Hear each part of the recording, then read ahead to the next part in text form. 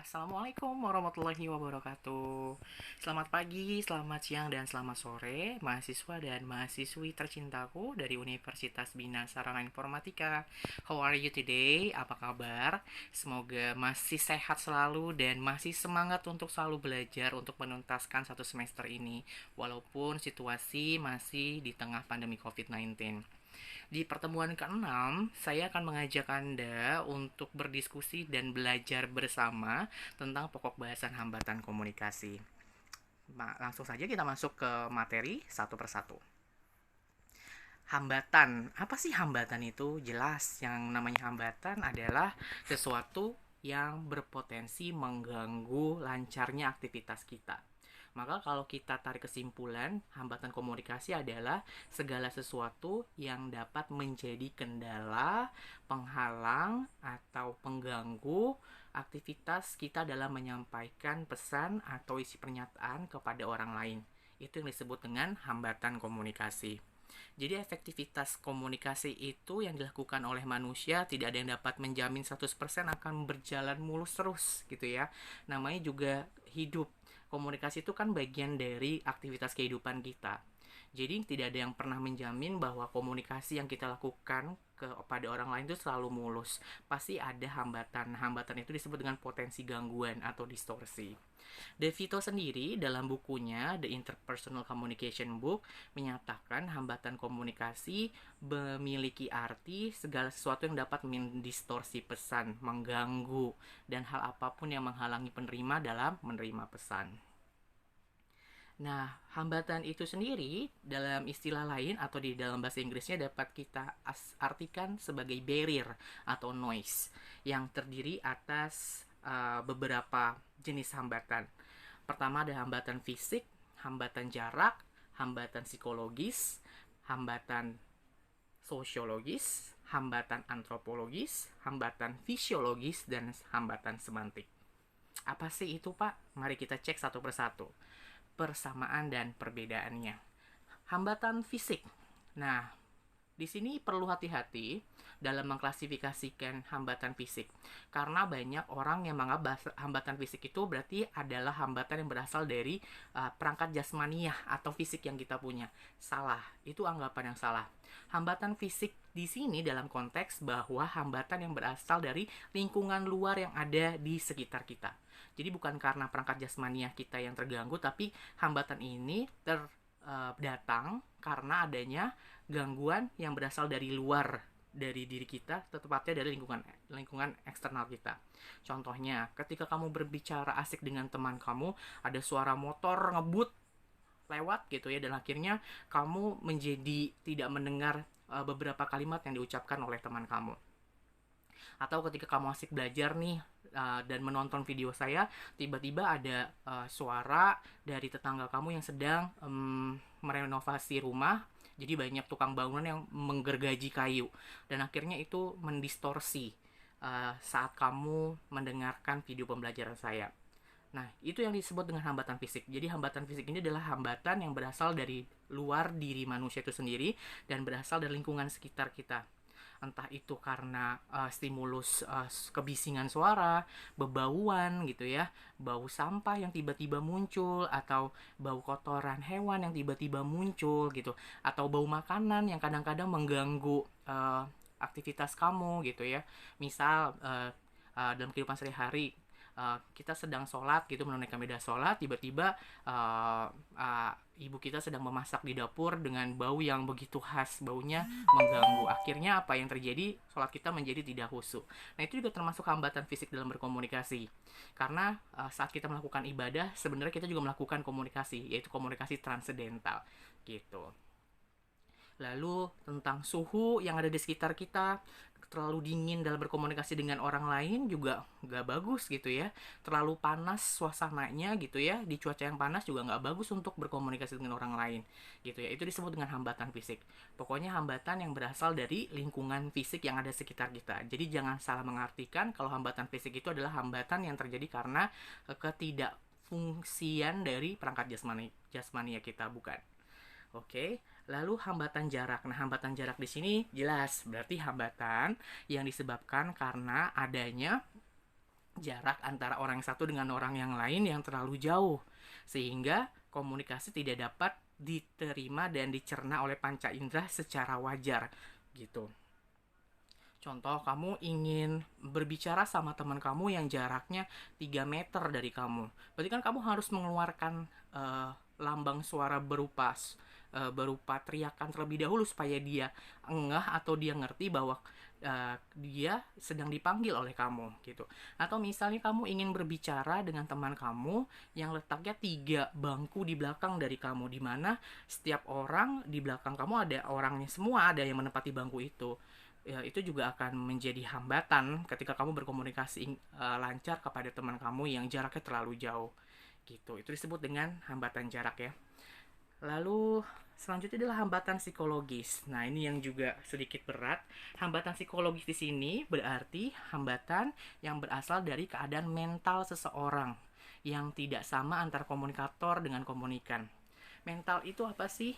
Kesesuaian fungsi antara perangkat jasmania dan perangkat rohania yang dimiliki oleh seseorang gitu ya.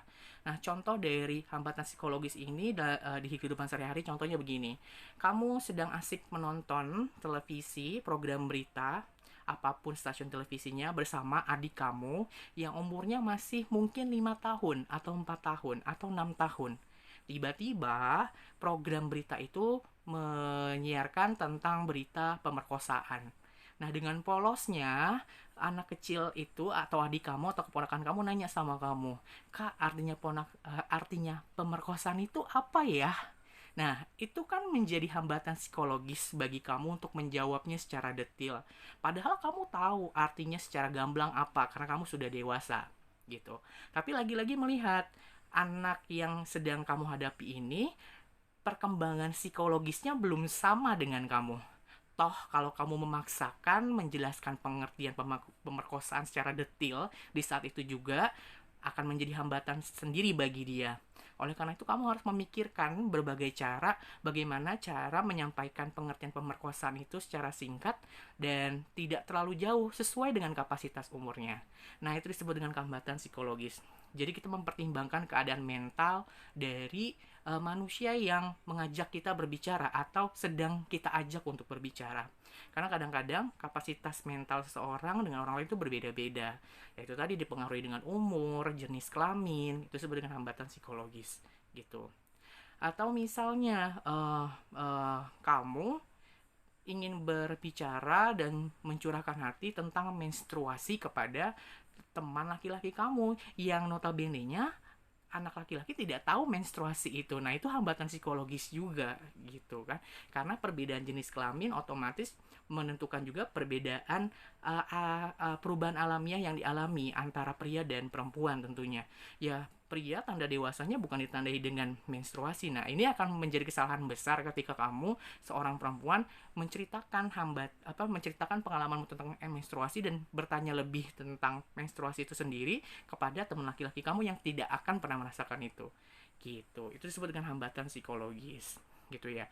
Atau misalnya ketika kamu menghadapi nenek kamu yang sudah lansia, yang mulai pikun, padahal kamu merasa saat berbicara dengan nenek atau kakek kamu sudah dengan volume besar gitu. Tapi kok nggak kedengeran juga ya? Ya itu karena sudah menurunnya tingkat psikologis kesehatan mental yang dimiliki dari nenek atau kakek kamu. Sehingga kamu harus sabar dan menurunkan egomu untuk benar-benar mengerti hambatan itu gitu. Ya, itu disebut dengan hambatan psikologis. Lalu hambatan sosiologis, namanya aja sosiologis. Sosiologis itu berasal dari bahasa Latin, yaitu sosios dan logos, yang artinya adalah ilmu tentang sosial kemasyarakatan. Jadi yang dimaksud dengan hambatan sosiologis di sini adalah hambatan yang berasal dari lingkungan masyarakat, terutama mengenai stratifikasi sosial. Gitu. Stratifikasi sosial itu apa sih?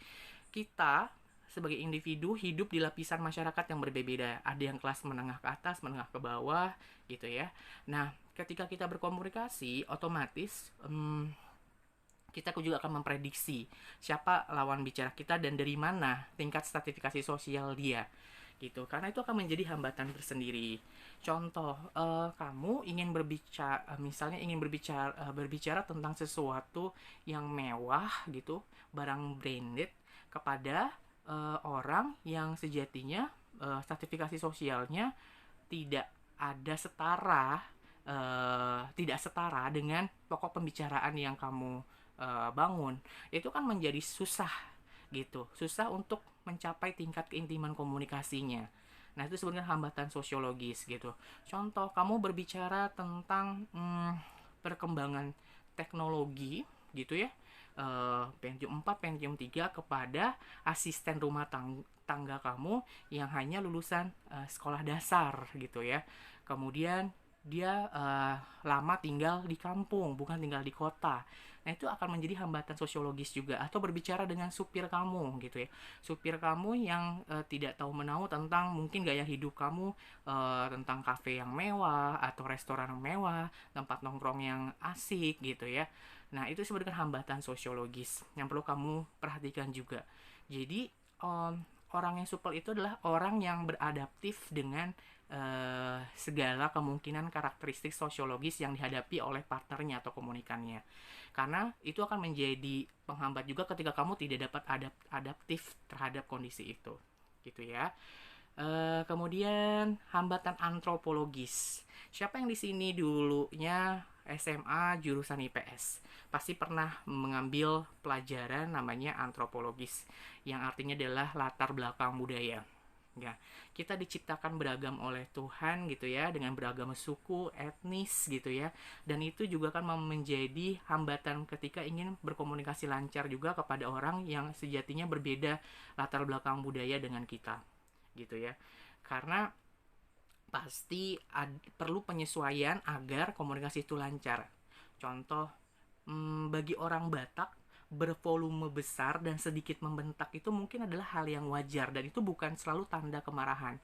Sedangkan kamu orang Jawa yang terbiasa atau dibesarkan di lingkungan keluarga yang penuh lemah lembutan gitu ya, suaranya pelan gitu, dan tiba-tiba kamu menghadapi teman kamu yang orang Batak benar-benar dari Medan gitu ya, yang mempunyai latar belakang pengalaman tinggal di pegunungan gitu, dengan suara yang bass dan sedikit membentak, yang akhirnya kamu sakit hati dengan ucapan dia, yang padahal itu bukan maksudnya menunjukkan ekspresi kemarahan, tapi itu adalah aksentuasi dia gitu. Itu hambatan antropologis juga.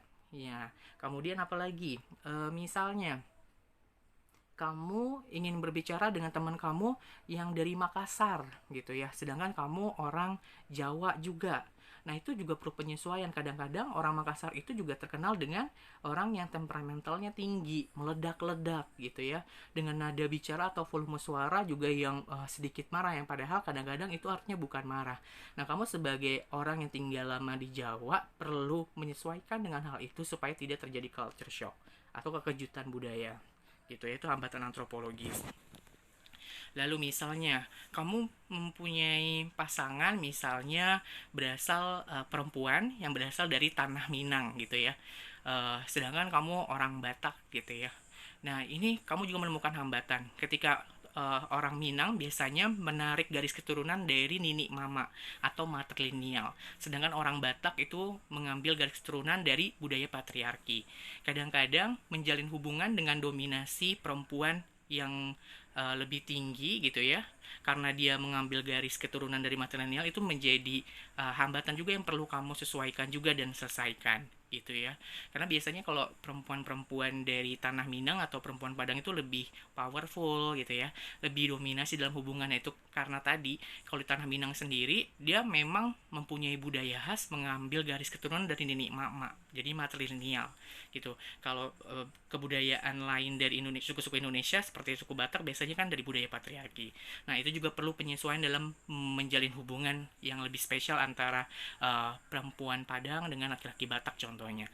Nah, itu contoh dari hambatan antropologis yang dapat saya jelaskan. Kemudian yang selanjutnya adalah hambatan fisiologis. Ada hambatan psikologis, ada hambatan fisiologis. Berbeda ya. Kalau psikologis berarti hambatan yang berasal dari kadar kesehatan mental yang tidak sama antara komunikator dengan komunikan. Tapi kalau fisiologis adalah hambatan yang terjadi ketika kamu mempunyai penurunan kapasitas jasmaniah kamu untuk berfungsi secara normal gitu. gitu. Jadi karena sakit gitu ya, atau misalnya kamu lagi sakit perut, kamu diajak ngomong sama teman kamu teman kamu yang sehat, pasti akan berbeda dengan teman kamu yang sedang menahan sakit perutnya. Fokus dan konsentrasinya juga pasti akan berkurang dibandingkan dengan orang yang memang sedang dalam keadaan sehat atau fit gitu ya. Atau kamu mengajak teman kamu yang sedang pusing, sakit kepala gitu. Nah, itu juga menjadi eh, hambatan tersendiri yang perlu ada penyesuaian gitu ya. Atau kamu mengajak teman kamu yang perempuan yang sedang sakit-sakitnya menstruasi, yang itu akhirnya jadi baperan. Atau misalnya lebih jadi baperan, emosional. Ya kan, itu adalah gejala alamiah yang biasa dialami perempuan dalam setiap bulannya untuk menahan rasa sakit perut itu sendiri. Itu dengan bermacam-macam cara. Nah, itu juga menjadi hambatan fisiologis ya. Terus menurunnya ingatan gitu ya, ke kemudian kurang tidur gitu ya, itu menjadi hambatan dari fisiologis yang perlu disesuaikan dalam berkomunikasi. Nah, yang selanjutnya adalah hambatan semantik. Namanya juga semantik, berarti hambatan yang berasal dari bahasa lisan maupun bahasa tulisan yang kita gunakan. Semantik itu artinya adalah tata bahasa dan makna kata. Nah, ini juga menjadi hal yang perlu kita pertimbangkan saat berkomunikasi dengan orang lain. Jangankan kita saat berbicara dengan yang sama-sama orang Indonesia, yang orang luar negeri pun juga begitu gitu. Karena keduanya pasti mempunyai potensi hambatan semantik gitu. Contoh, misalnya di dalam bahasa Indonesia sendiri ada istilah homonim, homofon, dan homograf. Masih ingatkah itu? Yang kadangkala kita sebagai pelaku komunikasi harus dapat membedakannya antara homonim, homofon, dan homograf. Contohnya, homonim itu adalah tulisannya sama, dilafalkannya juga sama, tapi artinya berbeda. Contohnya, saya bisa mematikan bisa ular itu. Ingat, ada kata dua bisa di sini, tetapi bisa yang satu menunjukkan kemampuan, kalau bisa yang satu menunjukkan racun yang dimiliki oleh ular. Nah, itu juga kan bisa berpotensi menjadi multitafsir arti bisa itu, karena homonim tadi. Ada juga yang homofon. Ingat gak homofon? Homofon itu adalah sama dilafalkannya, tapi tulisannya berbeda. Contohnya, Bang Ali pergi ke Bank Negara Indonesia untuk menarik uang. Tuh, Bang Ali pergi ke Bank Negara Indonesia. Lafalnya sama-sama bang, tapi tulisannya berbeda. Itu disebut dengan homofon. Yang satu BANG, yang satu BANK gitu. Yang satu artinya adalah sebutan bagi laki-laki dewasa, bang gitu, abang. Sedangkan BANK adalah sebutan bagi tempat untuk menabung atau menyimpan uang atau investasi gitu. Nah, itu menjadi kendala juga yang perlu kamu pelajari sendiri kan, walaupun kamu memang sama-sama orang Indonesia. Terus ada juga disebut dengan homograf. Homograf itu artinya apa? Tulisannya sama, tapi lafalnya berbeda dan artinya juga beda. Contohnya, pemimpin upacara memakan apel sebelum memimpin apel pagi. Tuh, beda kan? Apel yang satu artinya buah, apel artinya adalah upacara. Padahal tulisannya sama, sama-sama APEL. Cuma untuk yang pertama pakai penyebutan apel. Yang satu lagi apel. Apel artinya buah, apel artinya upacara. Nah, itu sekilas tentang hambatan semantik yang mungkin ditemui walaupun kita sama-sama orang Indonesia. Nah, apalagi kita berbicara dengan orang yang benar-benar latar belakang budayanya berbeda dengan kita. Contoh dalam konteks bahasa Inggris. Kamu berbicara dengan orang bule dengan konteks kamu ada di kantor dan dia sedang marah-marah sama kamu. Lalu dia bilang, "Today you are fired from my office. Please get out from this place." Nah, ingat, you are fired. Fire, F-I-R-E-D, yang artinya kalau dalam leksikal gramatika di kamus ya artinya terbakar. Tapi di sini bukan artinya kamu terbakar dari kantor saya, tapi kamu dipecat. Nah, itu kan perlu pemahaman lebih tentang makna semantik yang lebih dalam kalau kamu nggak mempelajari tentang bahasa konotatif dan denotatif. Itulah yang disebut dengan hambatan semantik ya, yang bisa terjadi baik di antara pelaku komunikasi yang sama-sama satu negara maupun yang berbeda negara sekalipun. Gitu teman-teman. Oke, sekarang kita masuk ke soal latihan. Silahkan kerjakan soal latihan ini di link Google Form yang sudah saya sediakan sesuai dengan instruksi saya di WhatsApp group. Saya bacakan soalnya. Yang pertama, segala sesuatu yang dapat mendistorsi pesan dan hal apapun yang menghalangi penerima dalam menerima pesan disebut dengan A. Persepsi, B. Media, C. Noise, D. Komunikator. Nomor 2, yang termasuk jenis-jenis hambatan dalam komunikasi yaitu A. Barrier, B. Distorsi, C. Noise, D. Antropologi. Nomor 3, suara knalpot motor masuk ke dalam hambatan komunikasi jenis A. Fisik, B. Psikologis, C. Jarak, D. Sosiologis. Nomor 4, sakit kepala atau kurang tidur merupakan salah satu faktor hambatan berkomunikasi jenis A. Fisik, B. Fisiologis, C. Jarak, D. Sosiologis. Pertanyaan nomor 5 atau nomor terakhir, hambatan apa yang muncul dalam bentuk kata-kata yang dapat mengganggu perhatian pengirim dan penerima terhadap pesan? A. Antropologi, B. Fisiologis, C. Semantik, D. Sosiologis. Demikian teman-teman pemaparan materi pada minggu ini tentang hambatan-hambatan komunikasi. Semoga teman-teman mahasiswa dapat mudah memahami apa yang menjadi hambatan komunikasi dalam konteks pengantar ilmu komunikasi. Jika ada pertanyaan atau tidak mengerti, silahkan share di WhatsApp pribadi atau WhatsApp group nanti atau di kolom komentar di video YouTube ini. Terima kasih atas kesempatannya. Kemudian salam sehat selalu. Kemudian tetap semangat belajar. Assalamualaikum warahmatullahi wabarakatuh.